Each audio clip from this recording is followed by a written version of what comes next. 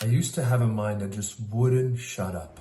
All day, just constant noise. Always overthinking, wondering what people thought about me, replaying what happened earlier. It was exhausting. And at night, it was even worse. I remember one time laying in bed, super tired, and I had to wake up in like 4 hours, and my brain just wouldn't stop.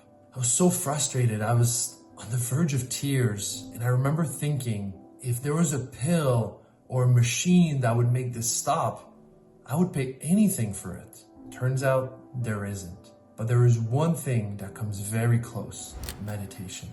I've now meditated every day for the past 5,000 days, 15 years straight. And yes, that's a lot of meditation, but honestly, it's been amazing. It has completely transformed my relationship with my mind. It's a lot quieter now, and it allows me to be fully present even when there's chaos around me. And on top of that, I sleep like a baby. So in this video, I want to share with you the 5 biggest lessons I've learned on this journey to help you with yours, whether you've never meditated before or you've been doing it for years and you want to go deeper. Back in 2010, I moved to Australia for graduate school. I'd just come out of a disastrous stint in the corporate world, so I was really hungry for knowledge and hungry to figure out life. So I dove into personal development and came across this idea of meditation. At the time, meditation wasn't mainstream. It was more something the monks in the mountains in the Himalayas did rather than something a guy like me would do. But I watched this talk at Google by John Kabat-Zinn, and I remember thinking, well, hey, if it's good enough for Google employees, then maybe I should give it a shot. So I gave myself a 30-day meditation challenge, 5 minutes a day, every day for 30 days. At first, it was pretty awkward. Honestly, my mind was all over the place. Nothing magical happened at all. But after 30 days, my mind was a little bit clearer, just a little bit calmer. So I decided to do another 30-day challenge, except this time, 10 minutes a day. Little did I know at the time, this little streak I was building would still be going on now, 5,000 days later. And along those 15 years, I've learned a lot. I've experimented a lot, and I can tell you this experiment I started in my bedroom in Australia turned out to be one of the best decisions of my life. So here are the 5 biggest lessons I've learned so far on this journey. Lesson 1, you can never stop thinking. When I first started meditating, I thought the goal was to have a perfectly empty mind, like a calm, still lake. No thoughts, just perfect peace. Well, that's not how it works. My mind still produces thoughts every day. The difference now is they don't bother me. I've realized something really powerful. I am not my thoughts. Thoughts are just something the mind produces. That's what it does. But the key is that we don't have to engage with those thoughts. We don't have to go down the rabbit hole in our own mind. It's a little bit like those sushi restaurants where there's a conveyor belt and these plates of sushi pass in front of you. You can look at the plates, but you don't have to pick them up. It's the same thing with our thoughts. And that's what meditations helps us practice. And as we go through our daily life, we can choose which thoughts we engage with. If you're having a fearful, a negative thought, a judgmental thought, just observe it and let it go. But if you're having a loving, creative, fun thought, you can pick it up, you can explore it, you can go deeper. So ultimately, we don't really control what thoughts our mind produces, but we choose which one we engage with. And that's where freedom really comes from. Lesson 2, you can feel good on command. Now, let's be honest. The quality of your life isn't really dependent on what's happening around you. It's happening on how you feel inside. You could be on a beach in Hawaii with all your friends and be kind of miserable because your mind is all over the place. It's stressing out about random stuff and you just can't be present. Conversely, you could be in an empty room all by yourself, totally blissed out, totally relaxed, because your mind is at peace. When I started to meditate, my focus was only on observing my thoughts and letting them go. But eventually I realized something. If I focused on deepening my breath and releasing tension from my body, all of a sudden the meditation felt amazing. Essentially, I realized that I could generate peace and calm on command. And the beautiful thing is that that's something that carries out into the world. Most people walk around the world taking these little shallow breaths, carrying all this tension in their body, But you can train the opposite. You can train yourself to stay calm and stay at peace, whatever's happening around. That's an amazing skill to develop, and that's what it is. It's a skill, and it's something that through meditation, through deepening the breath, through releasing tension in the body, you can absolutely develop. Lesson 3, technology can help you meditate. So when we think about meditation, we generally think of someone in a very Zen state, maybe on a beautiful mountaintop somewhere without any technology around. But some years ago, I was listening to the Dalai Lama, who, by the way, he meditates 4 hours every morning. And he said that if there was a technology that could help him get the benefits of meditation without spending all this time, he would give it a try.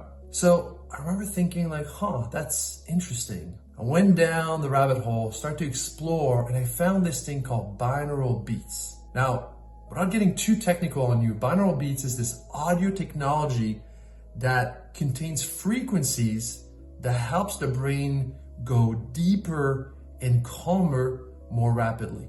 Essentially helps attain theta and alpha brainwaves more easily. So you can think about it like meditation with a bit of a boost. So what I've been doing for years is I alternate. One day I'll use the binaural beats, which helps me go deeper. The other day I'll do the traditional meditation, which forces me to use the technique and learn the skill to go deep on my own. So that way it creates a bit of variety back and forth, and they're very complementary. So if you're curious about binaural beats, I think it's a great tool, at least something to experiment with. Personally, I use the ones by Corey Allen. I don't have any affiliation, it's just the ones that I like. And ultimately, it's like using productivity music at work. You don't need it, but sometimes it's a tool you can use to go deeper. It's the same thing with the binaural beats. Lesson number 4, 100% is easier than 99%. It might sound counterintuitive, but it's actually easier to meditate every day than to meditate most days. And the reason I've been able to meditate 5,000 days in a row, which still sounds crazy when I say that, is pretty simple. I've made it non-negotiable. I do it 100% of the time. Because the reality is the moment you let in a little 1% wiggle room, the moment you start to ask yourself, should I do it today? Maybe I can skip. Then you have a decision to make and you start to negotiate with yourself. And to be honest with you, I don't like to negotiate with myself. It kind of exhausts me. So for me, I do it every morning. And if for some reason I can't do it that morning, like I have an early flight or something's going on, I automatically commit to doing it later in the day, maybe on the plane or at night before bed. So no drama, no negotiation, I just do it. And the truth is that level of commitment, it's actually freeing because all of a sudden you don't need motivation, you don't need willpower, you just do it. And that way you get to experience the benefits of meditation every single day without having to fight yourself. Lesson number 5, at some point meditation becomes a way of life. So in the beginning, meditation is something you do. You sit down on your little cushion, you close your eyes, you focus on your breath, all that. But over time, there's a shift that happens. And meditation starts to be something we do all the time. Because that's the real goal, right? We don't want to just be zen in our bedroom in the morning and be a nutcase the rest of the day. We want to bring that zen, that peace out into the world. So this idea of observing the thoughts and letting them go, this notion of deepening the breath and releasing tension, that's something we can practice all day, every day. At work, when we're out with people, when we're working out, whatever, that's where we can really practice meditation, and that's where the real magic happens. So nowadays, I see my life as a meditation. Of course, sometimes I forget, but the moment I feel myself getting a little stressed, a little tight, boom, I come back to that meditative space, and all of a sudden I can come back to peace, whatever is happening around me. So if you've never meditated before, my suggestion to you is simple. Do exactly like I did. Start with a 30-day meditation challenge. 5 minutes a day, every day for 30 days. That's going to give you a real taste of what meditation is and how it can make you feel. And by the end of 30 days, you'll have a good idea if it's something that you like and if you want to keep going. If you're already meditating, my invitation is start taking your meditation out into the world.